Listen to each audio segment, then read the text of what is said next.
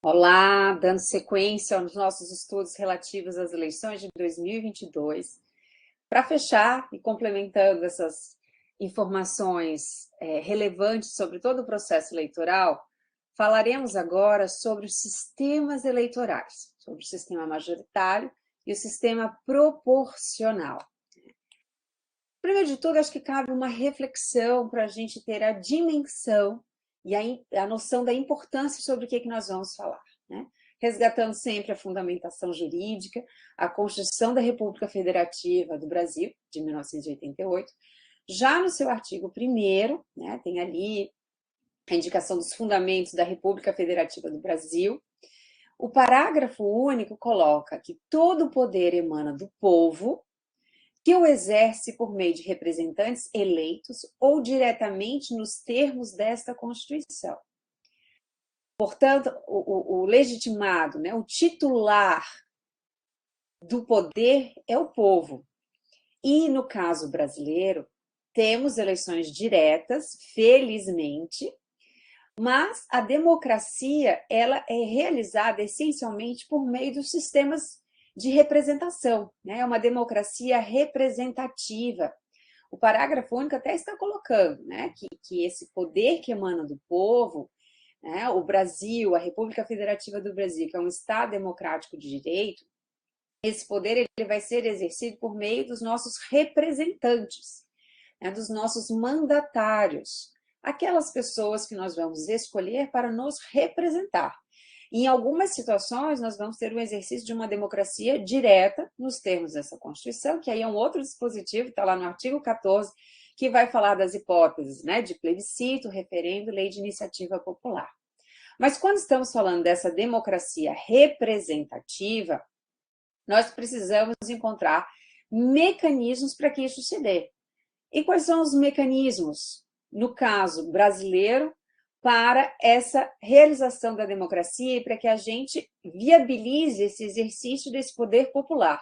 É justamente por meio dos sistemas eleitorais, que no caso, né, a escolha brasileira foi por esses dois sistemas, o sistema majoritário e o sistema proporcional. Esse é um tema riquíssimo, né? É um tema do direito, de forma geral, do direito constitucional, do direito eleitoral, mas é, sem dúvida, também um tema da administração pública, é um tema da ciência política, é um tema da antropologia, né? Quais os melhores mecanismos existentes no mundo para fazer essa representatividade?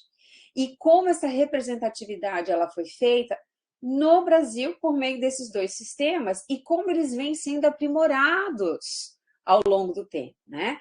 Por isso é bem importante deixar o registro que, neste breve vídeo, nós vamos falar dos sistemas majoritário e proporcional que serão aplicados nas eleições de 2022, porque, especialmente, o sistema proporcional brasileiro, ele vem passando por mudanças consideráveis nos últimos anos, e elas serão abordadas e vamos ver qual a sistemática que será, portanto, utilizada no nosso pleito eleitoral. Tá? Então, os sistemas eleitorais têm toda essa importância e os sistemas eleitorais, portanto, são majoritário e proporcional. Vamos começar falando do majoritário, que a princípio é o mais simples, é o de mais fácil compreensão. Vamos lá. O sistema majoritário, ele é aplicado para os cargos, né, do Executivo e também para o Senado Federal. Tá?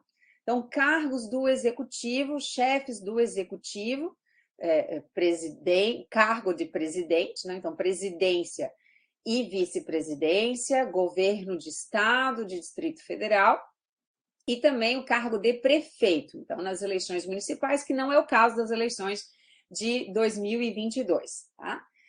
No caso de chefes do Executivo, nós vamos ter, né, a previsão constitucional da realização de 2 turnos. No caso de 2022, estamos falando do cargo de presidente e de governador, necessariamente há a previsão normativa de 2 turnos. Por que eu estou falando isso? Porque nas eleições municipais não necessariamente nós vamos ter uma previsão constitucional para a realização de um segundo turno.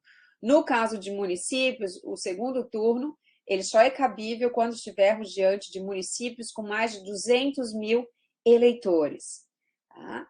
Mas nas eleições de 2022, para os cargos que nós já listamos do Executivo, sim, tá? Tem a previsão de primeiro turno, e se nenhum dos candidatos ou candidatas obtiver a maioria absoluta dos votos válidos, né? Puxando o vídeo que nós já fizemos, destacando a questão do voto válido, né? Como a legislação brasileira trata dos votos brancos e os votos nulos, eles não entram na contagem, né? Tudo que a gente já falou, não vou repetir, pode até ser uma forma de manifestar pensamento, uma liberdade de expressão, como se faz essa leitura, mas o fato é que, de forma bem pragmática, quem vota nulo ou vota em branco se retira do processo eleitoral, porque esse voto ele não é válido, ele não é considerado para nenhum fim, né? Como eu disse, de forma objetiva. Tá? Então, primeiro turno, podemos encerrar a eleição se nós tivermos um candidato, uma candidata que obtenha a maioria absoluta dos votos válidos, retirando-se, portanto, os nulos e os em branco. E segundo turno, né? Daí a decisão, com os dois mais votados, e aí a decisão, obviamente, por maioria relativa. Tá?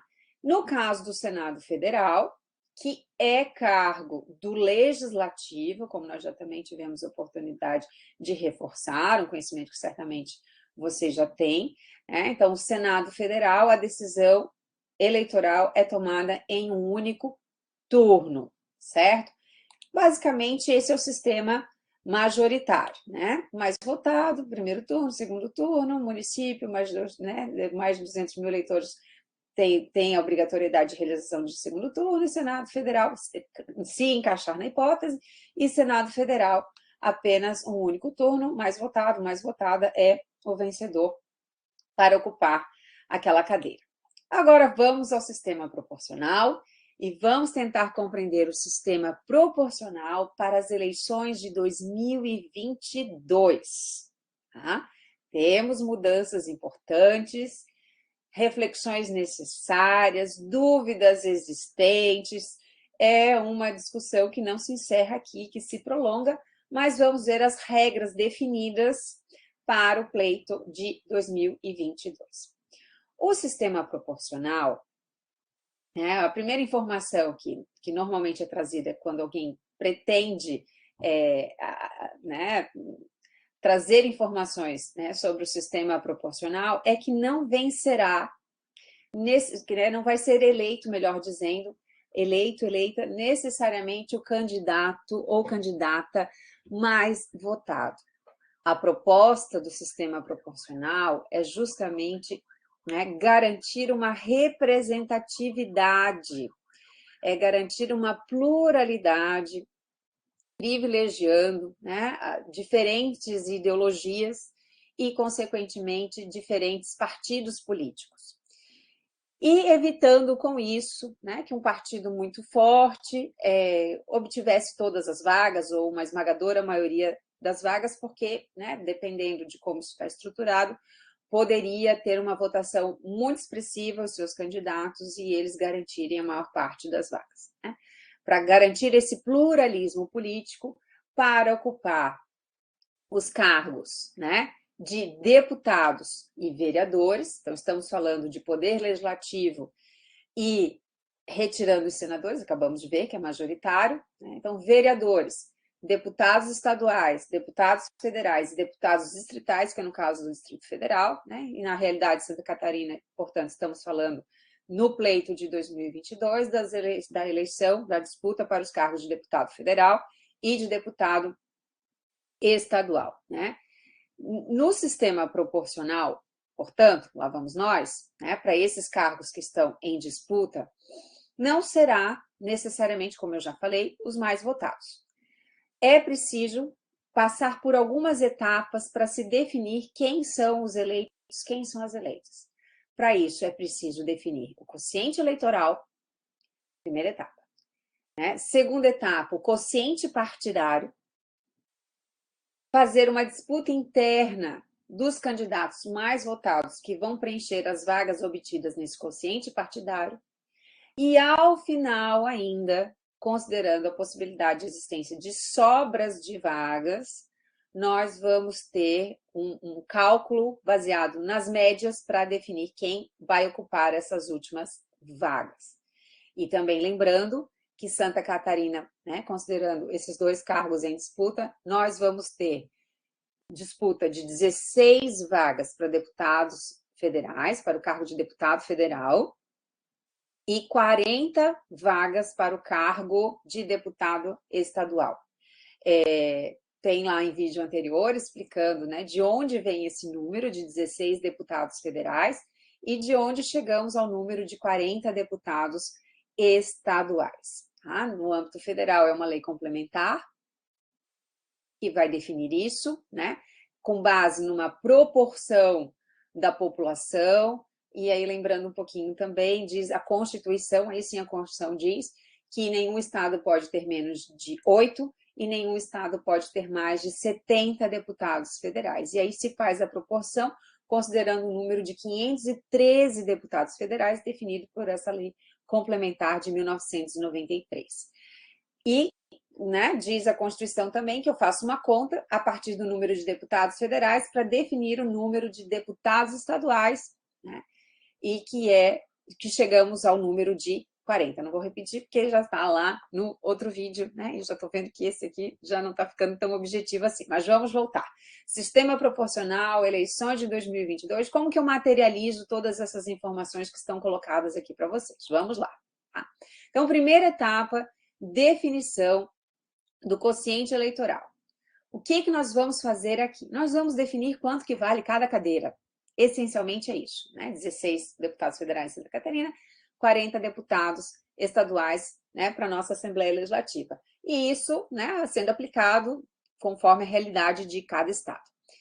Nós vamos pegar o número de votos válidos, de novo, sai branco, sai nulo, daquela circunscrição eleitoral, no caso Santa Catarina, e vamos dividir pelas vagas em disputa. Nós vamos, né, apuração do pleito de Santa Catarina, vamos ver quantos foram os votos válidos e vamos dividir por 16 ou vamos dividir por 40. Quem acompanha a apuração, né, dos cargos do sistema proporcional sabe que é uma apuração que vai flutuando bastante, porque a definição mesmo é só quando se encerra a apuração das urnas, porque é só nesse momento que nós vamos ter o número de votos válidos e que vamos ter, consequentemente, a definição do quociente eleitoral, que é a primeira etapa e que influencia nas demais etapas, tá? Aqui tem uma observação interessante que há um arredondamento na definição do quociente eleitoral quando o número, né, for maior que meio, tá? Onde que isso está escrito? Código Eleitoral, tá? Sempre gosto de trazer, né, o dispositivo legal para a gente confirmar essa informação. E temos aqui, determina-se o quociente eleitoral, dividindo-se o número de votos válidos, apurados pelo número de lugares a preencher em cada circunscrição eleitoral, desprezada a fração se igual ou inferior a meio, equivalente a 1 se superior, tá? Dando sequência aqui. Segunda etapa para a apuração do sistema proporcional. Precisamos definir o quociente partidário. E o que faremos? Nós vamos pegar aquele número obtido no quociente eleitoral e vamos dividir pelos votos obtidos pelo partido ou pela federação partidária. E aí, novamente, eu remeto ao vídeo anterior, em que nós explicamos as diferenças entre coligações partidárias, federação partidária e como as coligações, né, no Brasil, para o sistema proporcional, foram extintas pela emenda constitucional número 97, tá? Continuamos a ter a possibilidade de coligações para o sistema majoritário, mas não é mais possível coligação para o sistema proporcional. Em 2000, 2021, né, foi criada a federação partidária.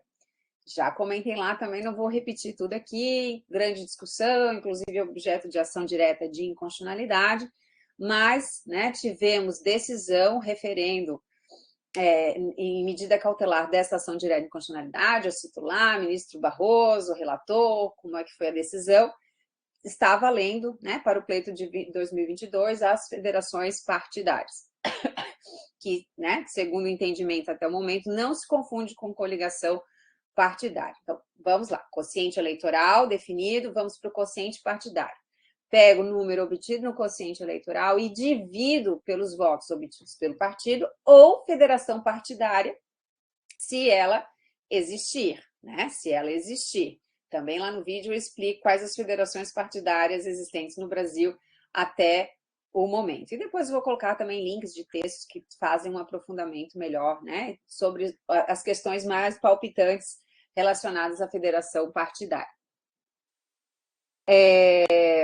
Importante aqui destacar, para o quociente partidário, né, nós não vamos fazer arredondamento de nenhum tipo, o que significa que se esse partido ou federação partidária não obtiver número 1, ele não conseguiu vaga alguma. Tá? Depois tem uma condição para ele tentar disputar as sobras. Mas se ele não conseguir 1, está fora. Tá? Então, não há arredondamento. Há possibilidade de voto na legenda do partido. Tá? O que, né, muitas pessoas acabam por optar, ficam em dúvida do partido, mas dúvida do candidato específico, da candidata específica, mas tem uma conexão com a ideologia de um determinado partido. Aí diz assim, olha, eu vou votar no partido, isso vai fazer o quê quando eu voto no partido? Eu vou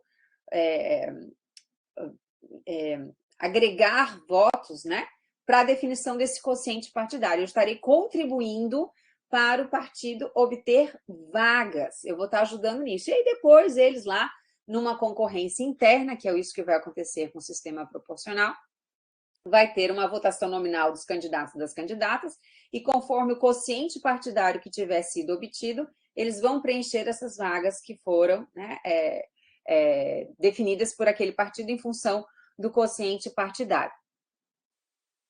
Mas tem que tomar um pouco de cuidado diante das últimas atualizações do sistema proporcional brasileiro. Porque em 2015, tá, foi incluído a sistema proporcional a exigência de uma cláusula de desempenho individual dos candidatos e das candidatas. Qual foi o intuito? Qual foi o objetivo? Foi dar uma neutralizada nos puxadores de votos, né? A gente bem sabe que possivelmente se transformou, né, numa estratégia dos partidos e à época das coligações, que era, né, chamar pessoas já notoriamente conhecidas, artistas, atletas, pessoas públicas de forma geral, que já tinham uma simpatia do público e que muitos, né, obtiveram votações muito expressivas. Quando essas votações são muito expressivas, essa pessoa ela ajuda a formar um bom quociente partidário. Os dois grandes exemplos da história brasileira, né, e que vale uma pesquisa aí, né, uma consulta no Sr. Google ou outro, né, buscador que vocês desejarem, é o Enéas, né, e o Tiririca, né, que tiveram votações muito expressivas e que puxaram efetivamente o quociente partidário e conseguiram votos suficientes para se elegerem, né, mas também contribuíram sobremaneira para a eleição de outros candidatos e outras candidatas que tiveram votações não muito expressivas. Se a gente fizesse aquele comparativo dos mais votados e dos que foram efetivamente eleitos, essas pessoas, no número de votos recebidos, ficariam, né, com uma votação muito baixa. Tem uma votação muito baixa e ficariam muito no final da lista. Tudo bem, o sistema proporcional ele é isso, né? Que é justamente para não ter só os mais votados.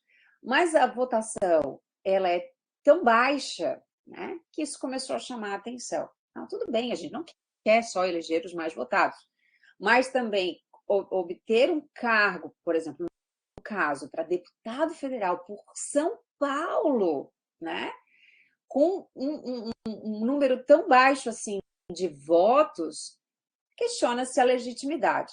Então, em 2015, com a Lei 3.165, foi trazida essa cláusula de desempenho, ou seja, efetivamente, para ser eleito, eleita, o candidato, além de estar numa concorrência interna no partido, né, numa posição, num ranking que lhe dá a vaga, né, obtida pelo partido, ali no número de vagas que o partido conseguiu, mas também é necessário que tenha, no mínimo, 10% do quociente eleitoral. É uma cláusula de desempenho. Se não a tiver, não vai ser eleito. Tá? Então, fizemos uma primeira etapa, definição do quociente eleitoral. Né? Número de votos válidos, né? Dividido pelas vagas em disputa, como já acabamos de ver. Depois, a segunda etapa, quociente partidário, né? Número do quociente eleitoral, dividido pelos votos obtidos pelo partido ou federação partidária, né? Que não é a mesma coisa que coligação, as coligações deixaram de existir, mas há um grande debate sobre elas. Não há arredondamento, continua a possibilidade de votar na legenda. Depois da definição do número de vagas obtidas pelo partido ou federação, a gente vai ter uma concorrência interna entre os candidatos, as candidatas, mas é preciso ter ao menos 10% do quociente eleitoral. Isso foi introduzido em 2015. Dando sequência, aqui está o nosso Código Eleitoral, é bastante coisa, então aqui eu não vou ler tudo, né? Mas tem exatamente as regras que vocês precisam saber de como é calculado o quociente partidário, ali no artigo 107, né? O artigo 108, com a redação ali, gente, está 2021, tá? Mas a primeira, foram muitas as modificações nesse artigo 108, né? Ao longo do tempo de existência do Código Eleitoral.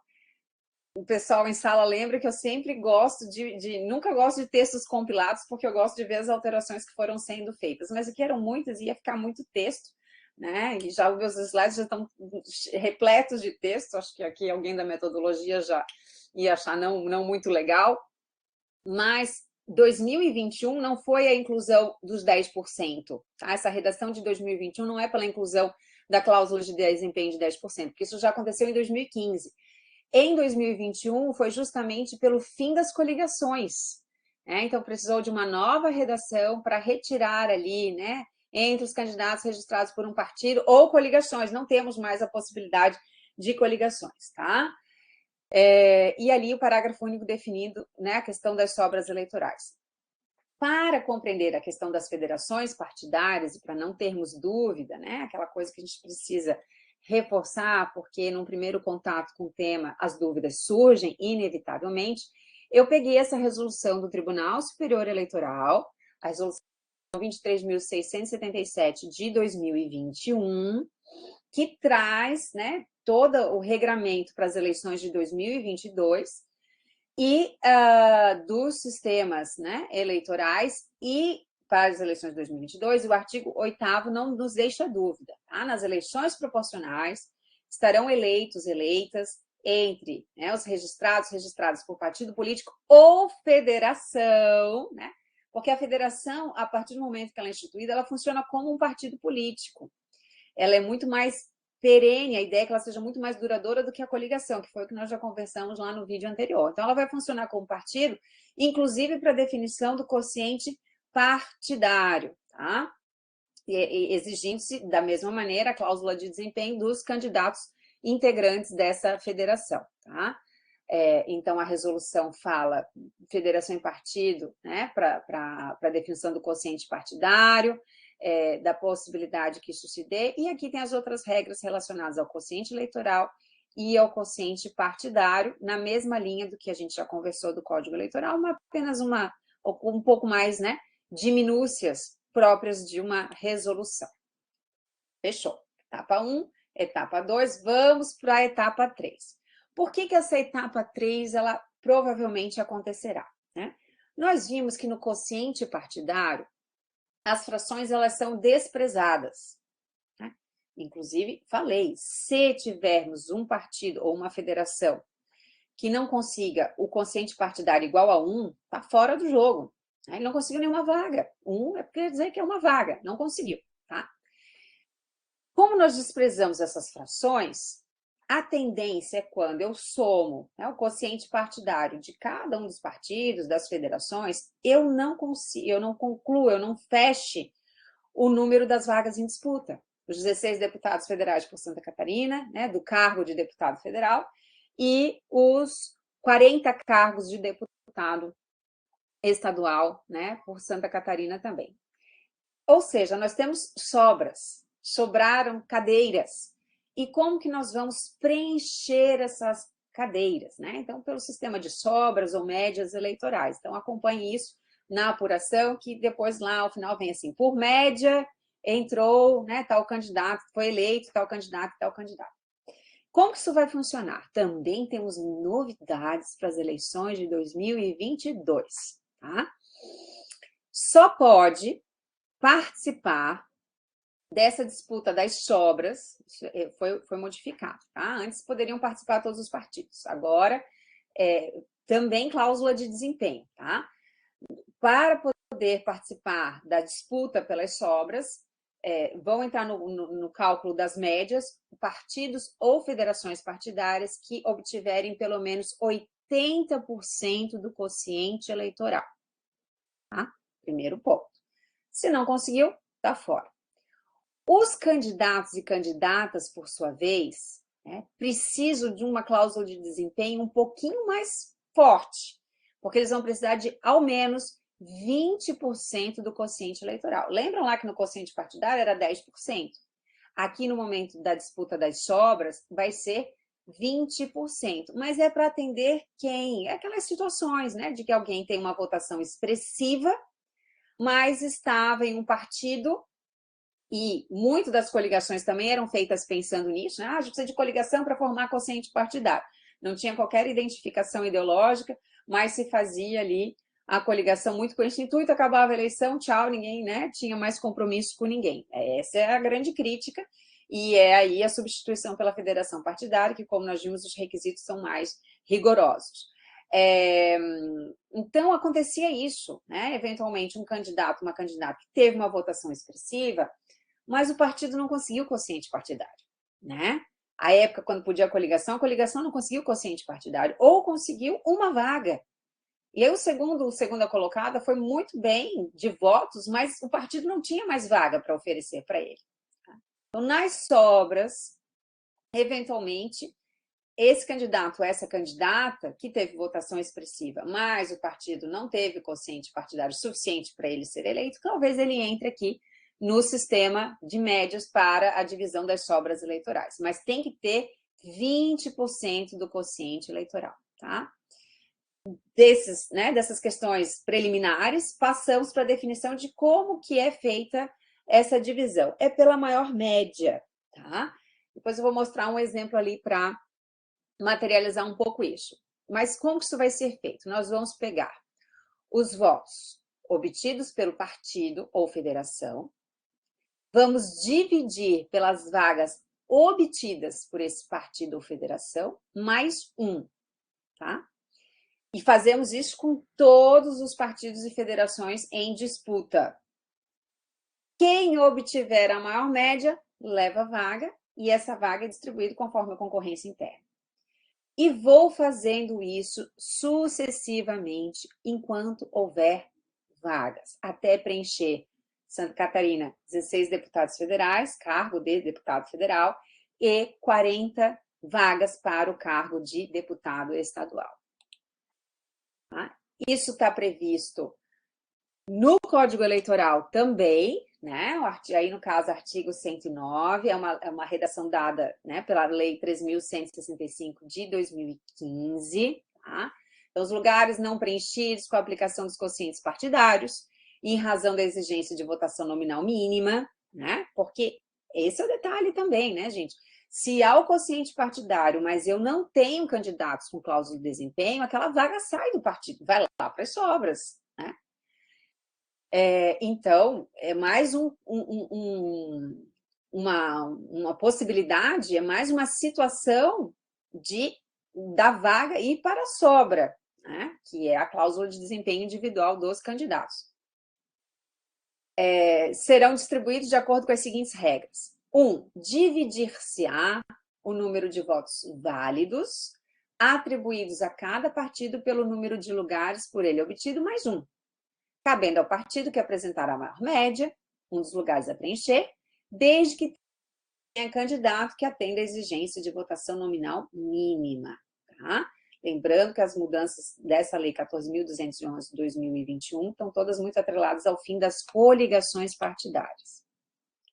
Ainda o artigo 109. Repetir-se-á a operação para cada um dos lugares a preencher. Foi o que a gente viu anteriormente. Tá? E 3, quando não houver mais partidos com candidatos que atendam às duas exigências do inciso 1 deste caput, as cadeiras serão distribuídas aos partidos que apresentarem as maiores médias. Então, se tivermos essa situação, resolveremos pelo inciso 3. Tá?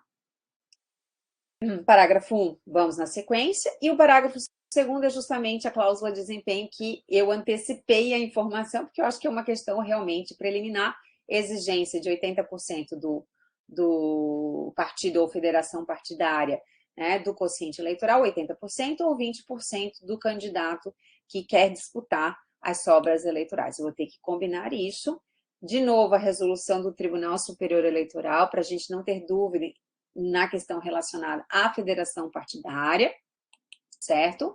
E tem aqui todos os detalhes, né, para quem desejar. É uma repetição, mas o que é interessante dessa resolução, para aquela minha, né, constante aflição de que o óbvio não existe, que é preciso ser dito, é que todo esse raciocínio também se aplica às federações partidárias e a resolução do TSE deixa isso muito claro, tá? Muito evidente. Aqui temos um exemplo, eu tirei isso aqui de um texto muito bom, depois eu vou disponibilizar para vocês, já está ali a fonte, é uma postagem, né, lá do Tribunal Regional Eleitoral do Ceará, que faz um bom resumo sobre o pleito eleitoral de 2022, e ele fez essa conta maravilhosa, matemática aqui, que eu estou, né, me valendo para exemplificar. Vou repetir, a fonte está ali, depois eu vou disponibilizar o link, né, lá no Moodle mesmo, para que tenham acesso direto a todas essas informações. Então, vejam o seguinte, como se faz para calcular a primeira sobra? Né? Bem o que nós vimos ali. Ele lista ali, né, os partidos, A, B, C, D e F, a votação obtida por cada partido, e lembrando que isso se aplica também se for uma federação partidária, dividido pelo número de vagas obtidas mais um.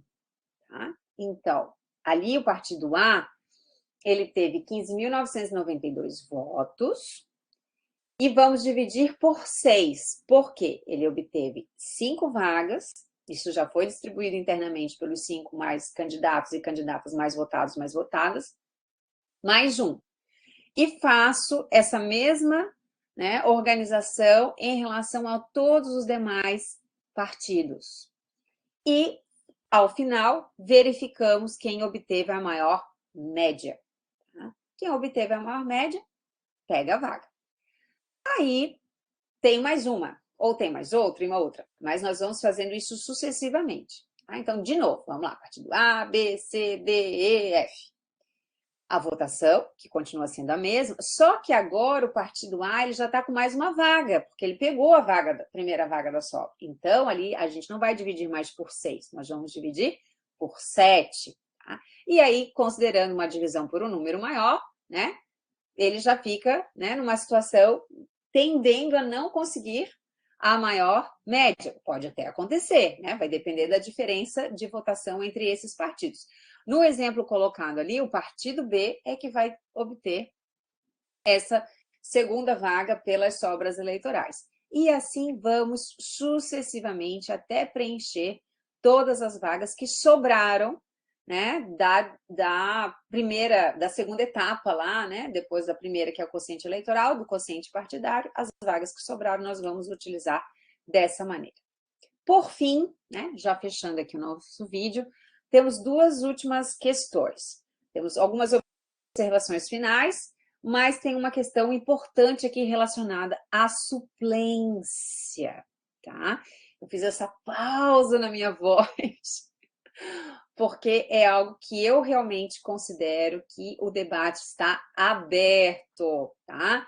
cabe reflexões, cabem opiniões e vamos ver como isso vai ser analisado para o futuro, tá? Redação da lei de 2015, tá? A mesma lei que trouxe a cláusula de desempenho, tá? De 10% do quociente eleitoral para um candidato e uma candidata ser eleito, né? Evitar o puxador de voto, tudo aquilo que a gente já conversou. Essa mesma lei vai dizer o seguinte: considerar-se-ão suplentes, né, da representação partidária. Os mais votados sob a mesma legenda e não eleitos efetivos das listas dos respectivos partidos. Ok. Fechou-se o número dos candidatos e candidatas eleitos, eleitas. Fechou lá os 16 deputados federais, né? As 40 vagas também resolvidas da Assembleia Legislativa, né? Partido A, Partido B, Partido C, Federação Partidária, né? Quem estão na concorrência interna, quais são os eleitos, tá? E vamos ter os suplentes, aqueles que não foram eleitos, né? Aqueles que não foram eleitos, mas que vão ficar ali listados, porque, eventualmente, né, os que foram eleitos, eles podem assumir um cargo político, né, no executivo, uma grande discussão quanto a isso, né, mas podem assumir, podem se licenciar por uma questão de saúde, né, enfim, né, eles podem se afastar do exercício desse mandato, de forma transitória ou de forma definitiva, tá? O que o parágrafo único vai dizer é que na definição dos suplentes da representação partidária não há exigência de votação nominal prevista pelo artigo 108. Nós não vamos ter cláusula de desempenho para definir a suplência, seja de 10%, seja de 20%, a 20% das sobras. Então, a vaga veio da sobra, então 20%. Isso é um debate interessante, né? Que vou deixar alguns textos também selecionados para vocês, que, né, ajudam a gente a pensar nos argumentos favoráveis ou desfavoráveis, né? Favoráveis e contrários a essa solução disposta pelo nosso Código Eleitoral com essas redações mais recentes. A gente poderia pensar da seguinte maneira: bom, a vaga é do partido, ele conseguiu a vaga, né? Ele conseguiu a vaga, ele teve candidatos com quociente partidário, ele teve candidatos e candidatas no momento das sobras com as cláusulas de desempenho também para as sobras, então a vaga é do partido. E se eventualmente um suplente precisar assumir, ele está assumindo aquela vaga que no momento da eleição preencheu todos os requisitos. E está tudo certo. Uma outra pessoa poderia pensar assim: puxa, mas, né? Na hora da eleição a gente é tão rigoroso com cláusula de desempenho, 10%, 20%. Dá um mês, né? Aquele eleito, aquela eleita, né, se afasta do cargo. Um afastamento temporário, tudo bem, né? Porque a vaga é do partido ou da federação partidária e alguém do partido, e obviamente da federação partidária, que deve ocupar aquele espaço transitoriamente. Também não vejo qualquer problema. A questão é quando assume de forma definitiva. Aí vem o debate, tá? Se, né, caberia a cláusula de desempenho. O Código Eleitoral está dizendo que não, tá? Mas há quem sugira uma interpretação sistemática, né? Justamente para essa hipótese de assumir de maneira definitiva aquela cadeira. Então, fica a reflexão. Vamos acompanhar os próximos passos e ver como que se dá esse encaminhamento. O texto da lei é que realmente não há obrigatoriedade de cláusula de desempenho, tá? E ainda, né, para fechar aqui as observações finais, né? O artigo 110, que vai dizer que em caso de empate, haver-se-á por eleito candidato mais idoso, que é uma regra eleitoral que a gente utiliza também para o executivo, também para o majoritário. É muito difícil termos um empate, mas, na hipótese, a eleição é do candidato mais idoso. E o artigo 111 também rende uma discussão, tá? Mas eu acho que a hipótese é pouco provável, menos provável do que a questão do suplente, da suplente, né? O que diz o 111? Se nenhum partido alcançar o quociente eleitoral, considerar-se-ão eleitos até serem preenchidos todos os lugares os candidatos mais votados. Né? Então, se eventualmente, né? Ali eu acho que até está direcionada a questão do quociente partidário, né? Mas, ok, na divisão ali, né, considera-se, para matemática, eu vou ter por parâmetro o quociente eleitoral.